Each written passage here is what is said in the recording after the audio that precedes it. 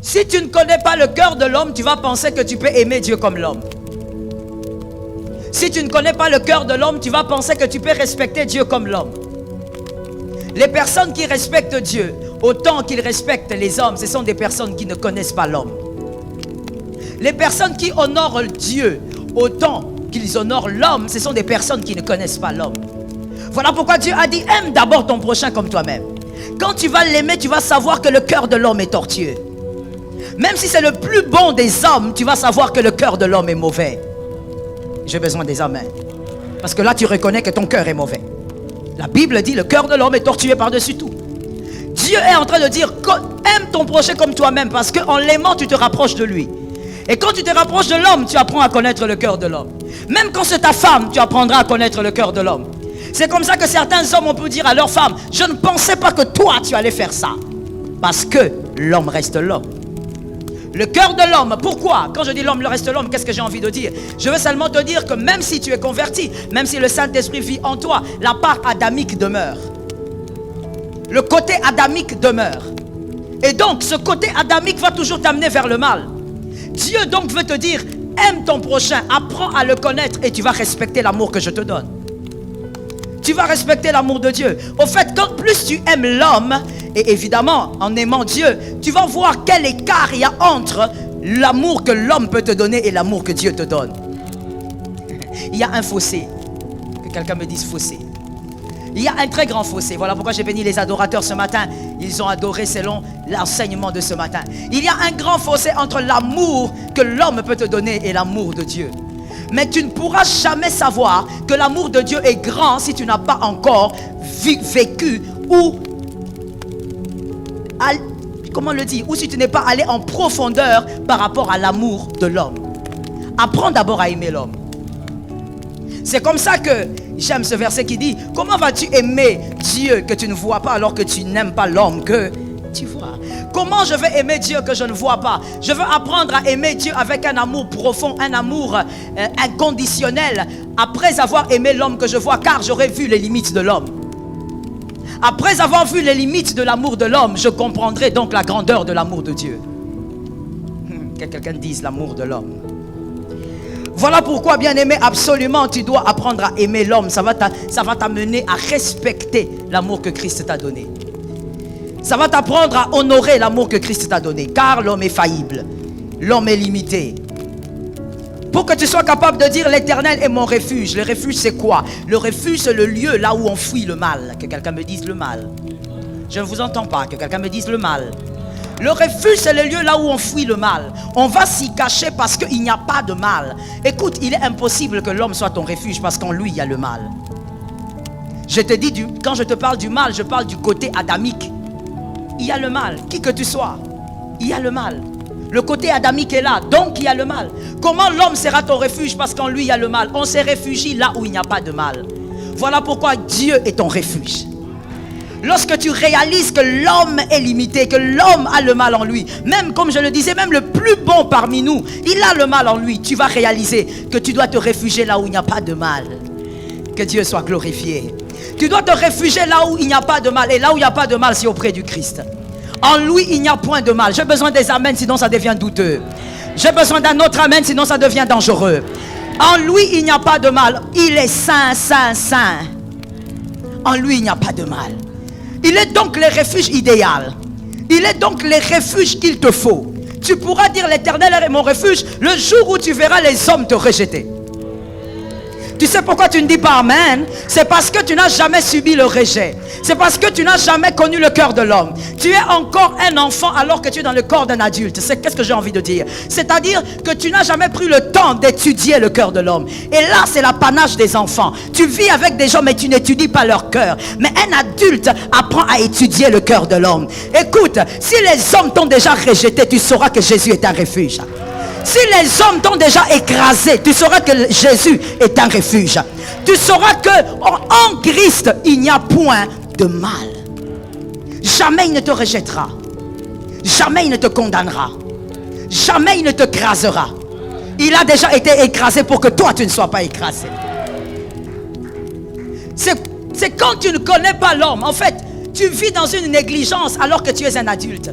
C'est quoi vivre dans la négligence? C'est vivre avec des gens qu'on ne connaît pas. Un adulte ne vit pas avec des gens qu'il ne connaît pas. Qu'est-ce que j'ai envie de dire? Un adulte vit avec des personnes qu'il apprend à connaître. S'il décide de vivre avec quelqu'un, absolument, il va commencer à apprendre à connaître la personne. Ça, c'est un adulte. Mais un enfant, il est juste dans un cadre. Il aime Monsieur Enoch, il aime Monsieur Léonel, il aime leur compagnie. Et ça se limite là. Il ne prend pas le temps de connaître les cœurs des personnes avec qui il vit. Ça, c'est un enfant. Mais un adulte apprend à connaître. Et là, c'est là que tu vas réaliser que l'homme reste l'homme. Que l'homme reste limité. Que ta femme est limitée. Ton mari est limité. Combien de fois j'ai entendu des femmes dire: maman, je croyais qu'en me mariant, ça serait l'homme qui va me donner l'amour qu'on m'a jamais donné. Maman, je suis déçue. Et voici la réponse que j'ai donnée. Je dis: ton mari n'est pas mauvais, mais seulement tu as eu des fausses attentes. De très mauvaises attentes. Ne donnez jamais à l'homme ce que l'homme ne peut pas vous accorder. Je veux le dire autrement. N'attendez jamais de l'homme ce qu'il ne peut pas vous accorder. L'amour inconditionnel, c'est Jésus et Jésus seul. Je le répète encore. L'amour inconditionnel, c'est Jésus et Jésus seul. Même ton enfant ne te donnera pas un amour inconditionnel. Ce sont les adultes qui vont venir, qui ont compris ce que j'ai dit. Et je crois même que c'est un culte d'adultes. Je ne parle pas d'adultes en âge, je parle d'adultes en intelligence. L'amour inconditionnel, ne le donne pas à l'homme. Sinon un jour tu vas dire: il m'a blessé. Non, il ne t'a pas blessé. Tu t'es blessé par ton ignorance. Ton ignorance t'a blessé. Quelle est ton ignorance? Tu as cru que tu pouvais te réfugier auprès d'un homme. L'homme a le mal. Le refuge ne doit pas avoir le mal. Est-ce que quelqu'un entend? Non, cet homme-là est mon parapluie. Ton ignorance va te blesser. Non, cet homme-là, il est mon secours. Lui, vraiment, il ne rate pas. Ton ignorance finira par te blesser. Comme il y a le mal en lui, il ne peut pas être un refuge. L'Éternel est ton refuge, en lui, il n'y a point de mal. Que Jésus-Christ soit glorifié. Et voilà pourquoi tu pourras aussi dire qu'il est ma forteresse. Ça, j'aime. Christ est ma forteresse. Quand est-ce que tu pourras le dire? D'abord, c'est quoi une forteresse? La forteresse est un lieu qui vous protège, qui défend vos intérêts. Quand est-ce que tu pourras dire que Jésus est ta forteresse, que Dieu est ta forteresse? Quand tu auras vu que l'appui de l'homme est faible. L'appui de l'homme n'est que vanité. Tu vas t'appuyer sur quelqu'un, demain il ne sera pas là, il va mourir. Tu vas t'appuyer sur ton père, il ne sera pas là demain. Et peut-être même qu'à sa mort, il va vous laisser beaucoup de problèmes. Comme cette veuve qui est restée dans la Bible avec trop de dettes. Cette femme de prophète est restée avec trop de dettes après la mort de son mari. Tu vas compter sur tes enfants. Oh, tes enfants iront se marier. Ils auront leur famille.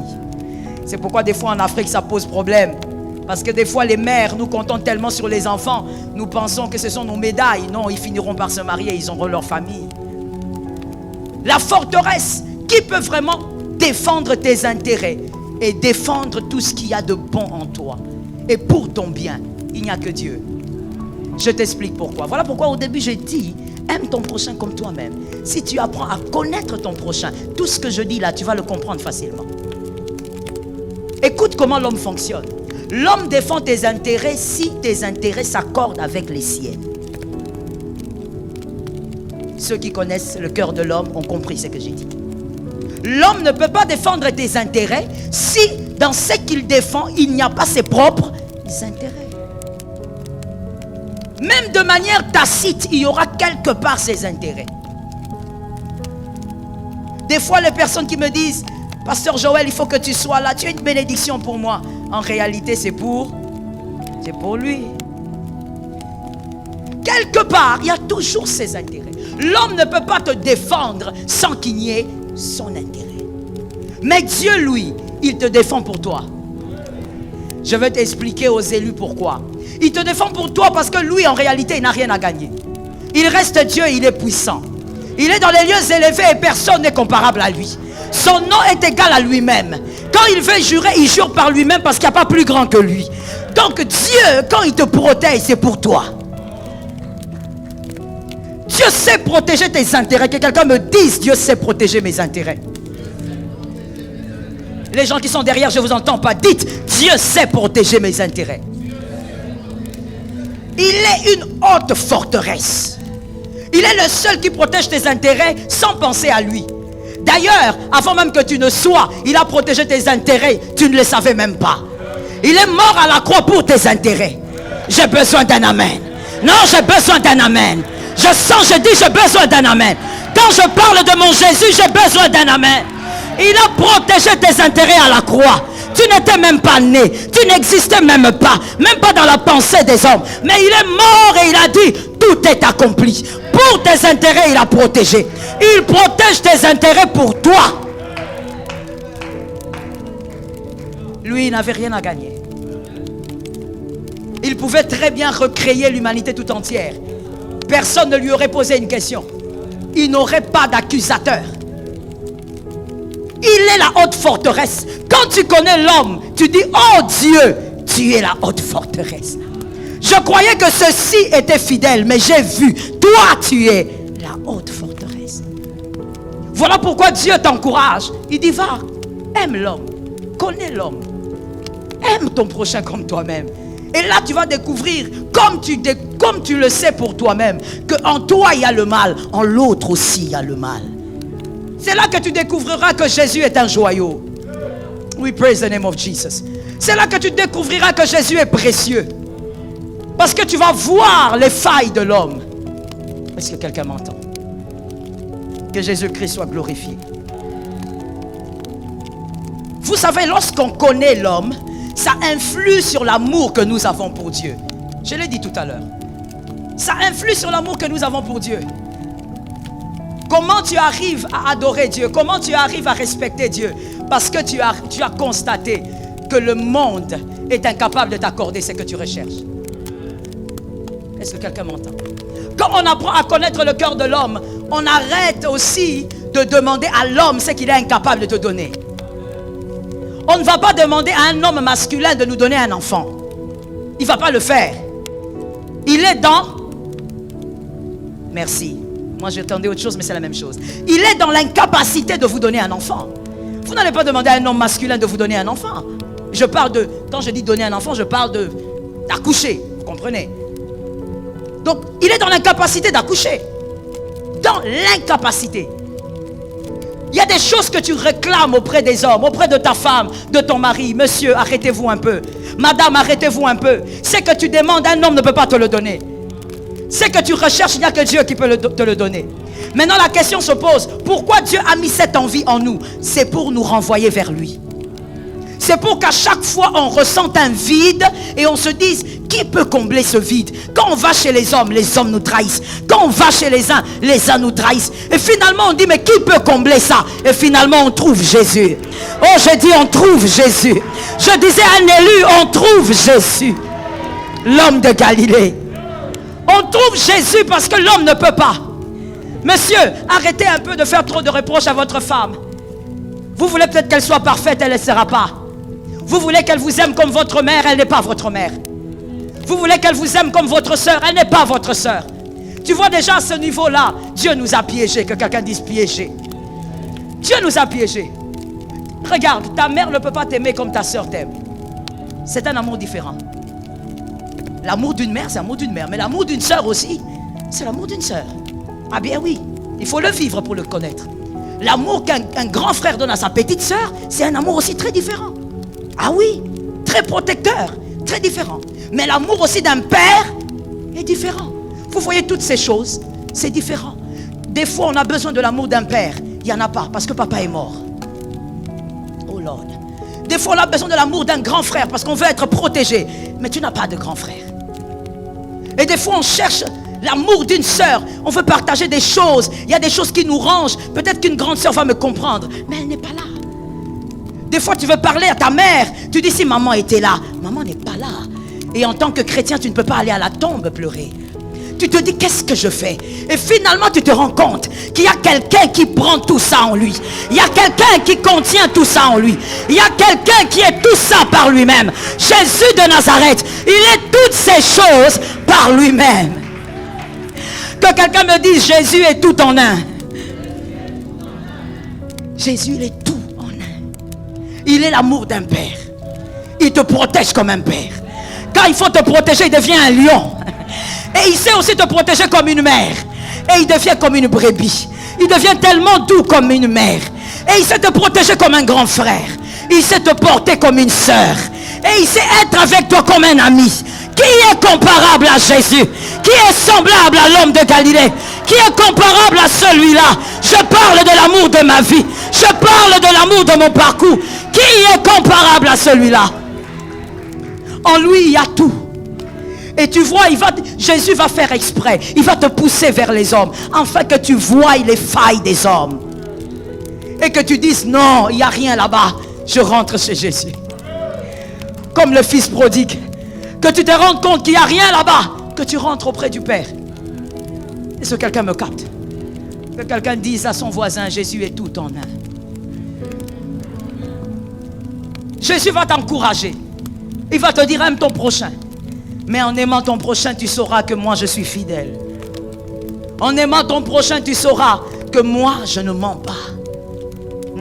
Il y a des gens qui disent, oh, surtout chez les amoureux, God help. Il y a des amoureux qui disent, tu sais, je t'avais menti, c'était pour te protéger. Qui a déjà entendu ça? Bien sûr. Sois bénie, ma fille. Il y a des gens qui disent, tu sais, je t'avais caché, c'était pour te protéger. Je t'avais menti, c'était pour... Oh, le mensonge ne protège pas. Mais vous voyez, le monde veut nous faire croire qu'il y a des choses obligatoirement, on est obligé de mentir. Non, le mensonge ne peut pas protéger. Le diable ne protège personne. Le diable est le père du mensonge. Le mensonge ne peut pas protéger. C'est auprès de Jésus que tu sauras que vraiment il y a des choses que je cherche auprès des hommes qui n'arrivera jamais. Est-ce que quelqu'un m'entend? Voilà pourquoi je te donne un conseil gratuit. Arrête de te confier auprès des hommes. Et quand ils te blessent, tu vas vers Jésus pour qu'il répare. Arrête.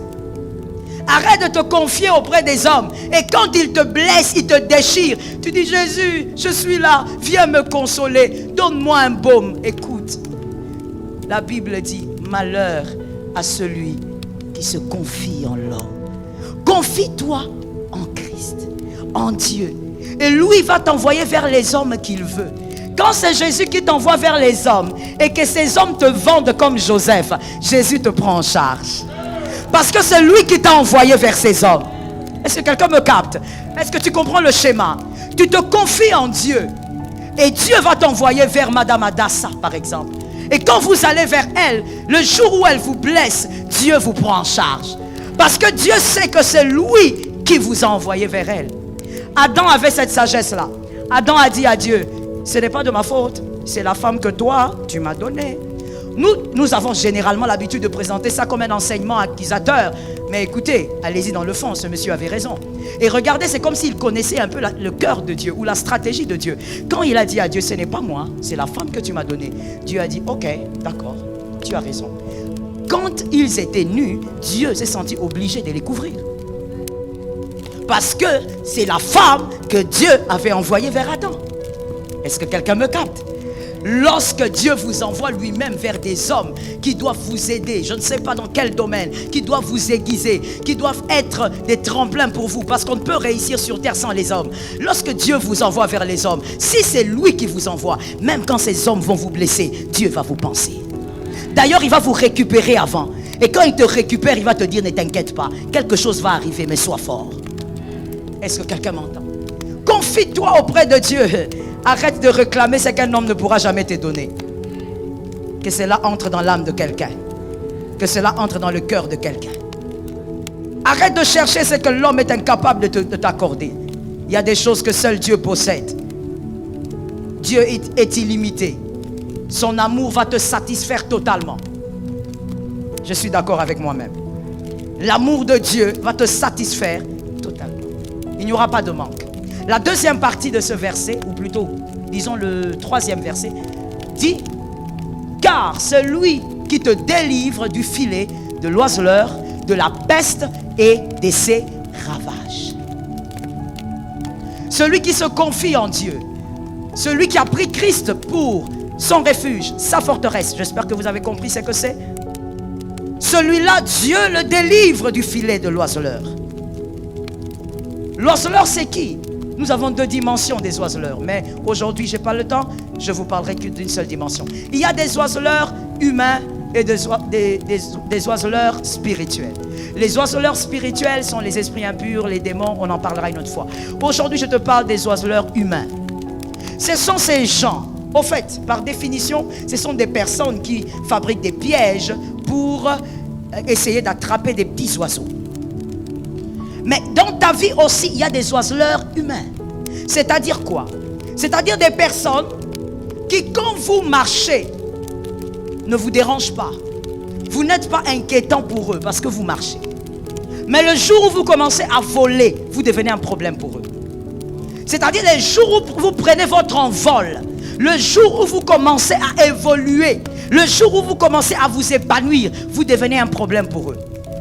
Ils deviennent des oiseleurs pour vous. C'est-à-dire, ils veulent absolument vous voir arrêter. Ils veulent détruire votre envol. Leur tristesse ou leur mécontentement, c'est de vous voir évoluer. Que quelqu'un me dise évoluer. Ils sont mécontents lorsque tout va bien dans votre vie. Comme je viens de te dire, quand ils voient que tu vis une vie ordinaire, que tu es sur terre, tout va bien. Mais quand ils constatent que toi tu commences à voler comme un oiseau, que tu commences à évoluer autrement, ils constatent que tu commences à t'épanouir, à réussir dans ce que tu fais. Non, ils veulent t'arrêter. Ils veulent absolument que tu t'arrêtes. Ils veulent te voir dans l'échec. Ils veulent te voir dans le filet du pessimisme. Ils veulent te voir dans le filet du découragement. Ils veulent te voir dans le filet de la médiocrité. Que quelqu'un me dise, ce n'est pas pour moi. Tu l'as dit en retard. Que quelqu'un dise, ce n'est pas pour moi. Ils veulent vous voir de cette manière. Et je veux vous révéler un secret. Vous pouvez le constater même en lisant la Bible et même dans l'histoire de l'humanité. Généralement, les oiseleurs sont toujours à côté de vous. Ce sont des personnes, je le dis autrement, les personnes qui cherchent généralement à arrêter votre épanouissement sont souvent à côté de vous. Parce que ce sont les personnes qui vous voient évoluer, qui vous jalousent. Ce ne sont pas les personnes qui sont loin. Et c'est pourquoi Judas n'a pas été loin. Il a été juste à côté. César a été trahi par son fils. Généralement, ce sont des gens qui sont à côté. Ce sont des gens qui vous voient évoluer. Des gens qui vous ont vu commencer. Attention avec ces gens-là. Toutes les personnes qui vous ont vu commencer ne vous célèbrent pas forcément. Souvent, je dis, souvent. Ce sont des personnes qui vous ont vu commencer, qui vous ont vu à zéro, qui vous ont vu vers le bas. Quand vous commencez à monter, ils se transforment en oiseleurs. Ils ont des filets, ils veulent vous arrêter. Ils commencent à vous critiquer pour casser votre réputation. Parce que votre envol dérange. Que quelqu'un dise, mon envol va déranger cette année. Ah, tu n'as pas été bien prophétique. Que quelqu'un dise, mon envol va déranger cette année. Votre envol commence à déranger. Ils sont là tout près. Bien aimé, retiens ça, c'est une sagesse de la vie. Jamais, je dis bien, bon peut-être que jamais c'est trop fort, mais très souvent, ce sont des gens qui sont à côté. Parce que vous voyez, il y a une réalité. Celui qui est au loin, celui qui est loin de vous, ne sait pas tout sur vous. Il observe de loin, mais il ne maîtrise pas ce qui vous arrive. Mais celui qui est à côté, il vous avait vu manger le pain sec. Je parle aux hommes intelligents.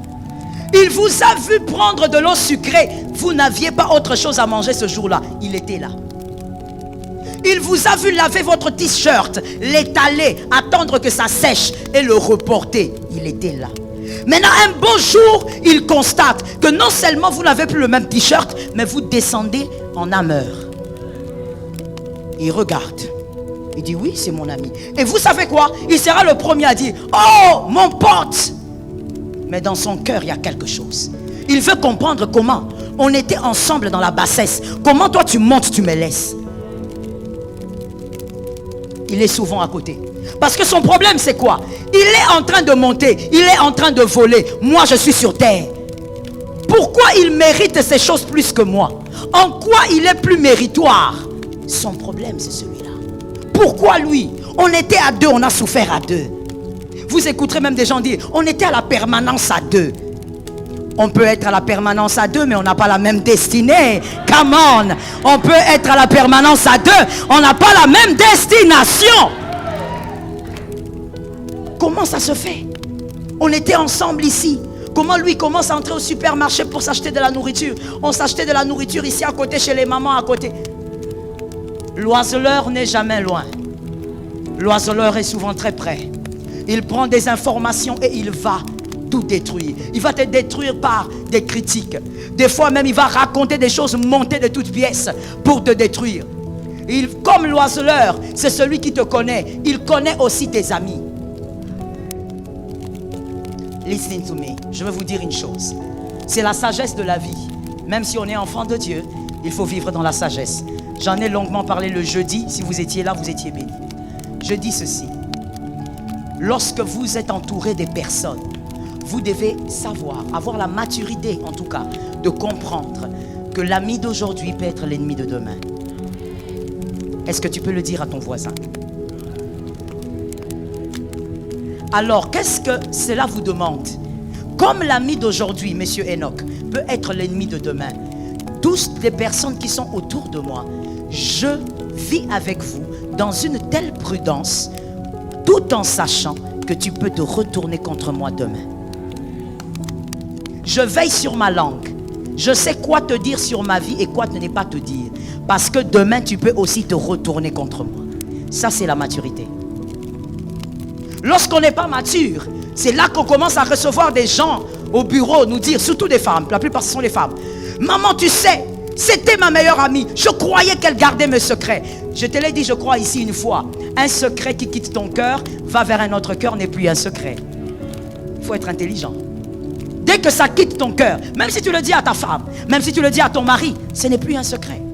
Attends-toi à ce que quelque chose peut arriver. Si tu veux vraiment que ce soit un secret, alors ne le sors pas de ta bouche. Est-ce que quelqu'un m'entend? L'oiseleur, donc, il est souvent à côté de vous. Il est là en train de vous surveiller. Même quand vous venez à l'église, il vient là, il dit, toi tu es mon ami, on a commencé ensemble. Tu sais, quand quelqu'un te répète tout le temps, je te donne de sagesse de la vie. Quand quelqu'un te répète tout le temps, on a commencé ensemble, fais attention. Parce qu'il est en train de te communiquer un message que toi tu n'as pas compris. Il y a un message subliminal qui est en train de passer. Il est en train de te rappeler que toi et moi, on doit évoluer ensemble. Or, dans la vie, on n'évolue pas. Tu évolueras ensemble seulement avec ta femme ou avec ton mari. On n'évolue pas ensemble avec quelqu'un. Même avec son propre frère, on n'évolue pas. Jacob et Ésaü n'ont pas évolué. J'aime toujours cet exemple. Pourquoi? Parce que c'est un exemple qui me fascine. Jacob a été béni, il a fui son frère n'a rien eu. Son père lui a même dit, il n'y a rien pour toi. Mais quand, des années après, Jacob voit Ésaü, Jacob a peur. Pourquoi il a peur? Ésaü plutôt était fort riche. Ce n'était pas n'importe qui. Il avait des gens et des gens derrière lui. Au point où Jacob a eu peur. Alors que c'est Jacob qui était béni. C'est pour te dire, on peut être deux frères, mais chacun a sa destinée. Chacun a sa destination. On n'est pas obligé. Non, je le dis autrement. On ne doit pas évoluer. Quelqu'un montera, l'autre restera. Qu'est-ce que vous voulez? Il doit y avoir quelqu'un au sommet, un autre au milieu de la montagne et d'autres en bas. C'est la réalité de la vie. Mais quand quelqu'un est tout le temps en train de te rappeler, ah ma soeur, tu te rappelles encore, toi et moi vraiment, quand on était à l'église, tu te rappelles? Il y a quelque chose que cette personne est en train de te dire. La personne est en train de te dire, tu es en train d'évoluer, hein? Tu es en train de m'échapper. Et voilà pourquoi, bien aimé, la plupart des héros ou la plupart des vaillants sur la terre ont été trahis par leurs proches. Et cette trahison a été poignante. Pourquoi? Parce que lorsque celui qui a mangé avec toi va raconter des choses sur toi, on va croire à 90%. On va croire. Comment on ne va pas croire? On le voyait avec toi. C'était ton ami. Vous étiez là pendant 5-6 ans. Tout ce qu'il dira sur toi, tout le monde va croire. Attention à l'oiseleur. Voilà pourquoi celui qui est appelé à monter doit savoir. Si tu es appelé à monter, il y a des gens qui sont appelés à te rabaisser. C'est leur appel. Voilà pourquoi celui qui te délivre aura des stratégies. Que quelqu'un me dise des stratégies. Voilà pourquoi tu dois aimer et méditer sur Job 33, 14. Job 33, 14. Tu dois aimer ce verset et médite dessus comme tu peux. Consomme ça sans modération. C'est le verset qui dit, Dieu parle tantôt d'une manière. Frère, Il est celui qui te délivre du filet de l'oiseleur. C'est-à-dire qu'il peut te délivrer en t'éloignant des gens. Des fois, c'est nous les humains, nous ne comprenons pas. Nous sommes des fois tellement charnels que nous n'écoutons pas le Saint-Esprit. Le Seigneur de gloire veut te délivrer de celui qui veut te détruire, de celui qui veut te placer dans le filet. Mais toi, tu veux t'attacher à lui. Tu t'attaches, tu fournis des efforts pour quelqu'un que Dieu veut éloigner de ta vie. Dieu parle tantôt d'une manière, tantôt d'une autre. Des fois, Dieu va prendre une personne, il va te cacher, il va t'isoler, que quelqu'un me dise isoler. Des fois, il va t'isoler pour te protéger. Il te délivre du filet de l'oiseleur. Parce qu'il y a quelqu'un qui veut te détruire dans ton quartier. Toi, tu dis non, moi je dois voir mes amis. Moi je dois faire ceci. Tu es charnel, tu seras détruit. Des fois, l'isolement, c'est la délivrance. Je veux te dire une chose. Joseph a été vendu par ses frères. Dieu a permis. Ce n'était pas seulement pour aller devenir ministre en Égypte. Mais c'était aussi pour épargner Joseph de la main de ses frères. Si Joseph était resté, ses frères lui auraient fait du mal. Donc, le fait d'être vendu avait deux facettes. Délivrer Joseph de ses frères, mais aussi le rapprocher de sa destinée. Des fois, Dieu vous isole, mon frère. Tu fournis des efforts, mais cet ami-là ne veut plus te sentir. Tu l'appelles, le numéro ne passe pas. Mais tu continues à insister. Or, Dieu est en train de te délivrer. Dieu est en train de t'éloigner du poison. Oh God. Écoutez l'enseignement prophétique et puissant dans cette histoire. Je ne veux pas l'expliquer en large à cause du temps. Jésus dit, on lui pose la question. Jésus dit, il y a quelqu'un qui va me trahir ici. On lui pose la question, Seigneur, c'est qui? Et Jésus explique par un événement. Il dit, celui qui va tremper sa main avec moi, c'est celui-là. Mais pourquoi il fallait dire ça comme ça? Jésus, pourquoi ne pas nous dire seulement que celui-là est ici? Mais Jésus parle de l'assiette, de la nourriture et du fait qu'ils vont mettre la main dans le même plat.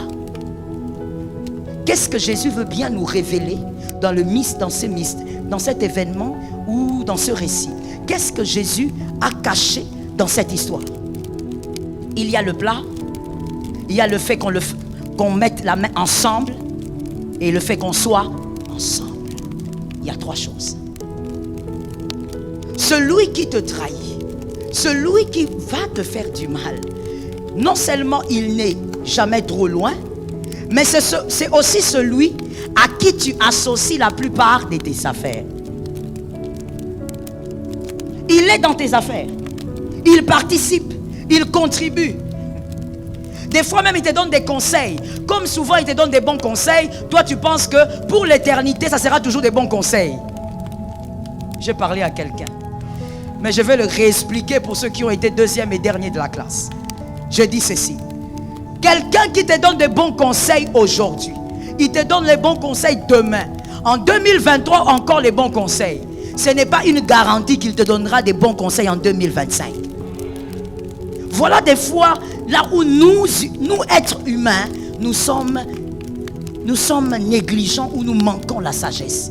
Tu penses que parce que cet homme, cet ami m'a toujours donné des bons conseils, c'est que tout ce qu'il me dira sera bon. Or, monsieur, le cœur de Judas change dans le parcours. Judas n'était pas venu traître, il est devenu traître.